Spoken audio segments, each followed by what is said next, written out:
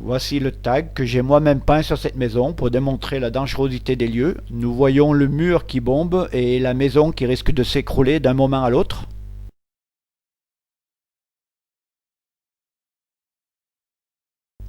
Les murs de cette maison deviennent poreux et s'effritent et j'ai demandé au maire de faire positionner 2 étais pour protéger les lieux.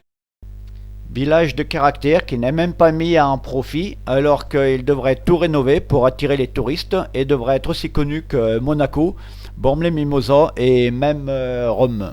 Saint-Bonnet-le-Château, village de caractère, connu pour ses momies, sa collégiale du Moyen-Âge et peut-être bientôt ses quartiers en ruine. Le dossier est récurrent depuis plusieurs années et il s'est accentué cet été. Explication. Malgré le ciel gris, ce paysage pourrait être celui d'une carte postale de Saint-Bonnet-le-Château. Mais une carte postale qui tombe en ruine, c'est même tout un quartier du village qui Voici la maison qui risque de tomber. Et dans sa chute, elle pourra détruire aussi de plusieurs maisons voisinantes. Donc le quartier médiéval de Saint-Bonnet-le-Château sera complètement perdu. Ils ne sont même pas capables de mettre aussi des fenêtres propres pour cacher la misère. Les toits qui tombent. Et voilà ce que nous allons tout perdre. Des rues fantastiques dans le quartier médiéval. Ça fait déjà 30 ans que j'essaye à motiver les élus pour remettre de la vie dans ces vieux quartiers afin d'attirer les touristes.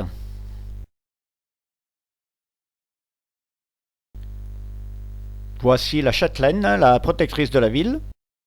Peut-être que bientôt ils comprendront que nous ne voulons pas de pesticides. Vous pouvez même acheter une maison qui va s'écrouler. L'éternel problème, les merdes de chiens de partout dans les villes neuves. Mon but, c'est d'intéresser les gens riches à venir investir leur fortune dans Saint-Bonnet-le-Château, rénover les vieilles maisons pour qu'il y ait de la vie dans chaque rue et chaque coin de la ville. Il faut être fou pour laisser un mur dans cet état alors qu'il y a des enfants qui passent à la sortie de l'école devant cette maison. Fini les insecticides, maintenant on prépare la conférence mondiale qui se retrouvera à Paris pour le réchauffement de la planète. Maintenant Monsanto, le CIO, la FIFA, l'UEFA, les élus commencent à craindre ma stratégie parce qu'ils voient que je vais bientôt passer dans les médias. Lankiri, déjà plus célèbre que Casimir, est un personnage que j'ai créé pour lancer un cri de détresse sur tous les médias concernant le réchauffement de la planète et préparer la conférence qui va se situer à Paris en décembre 2015. Je lance la déclaration de la première paix mondiale en voulant organiser un match de foot au Stade de France entre l'équipe de France et l'équipe d'Allemagne pour commémorer le match de foot que les soldats français et allemands ont fait le soir de Noël en sortant des tranchées en 1914.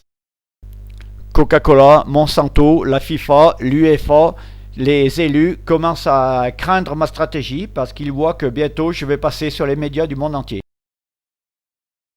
J'ai proposé à Michel Platini, le président de l'UEFA, d'organiser ce match de foot durant la cérémonie d'ouverture de l'Euro 2016 l'année prochaine, ce qui me permettra de recevoir le prix Nobel de la paix et d'apaiser tout plein de conflits en Europe et dans le monde entier.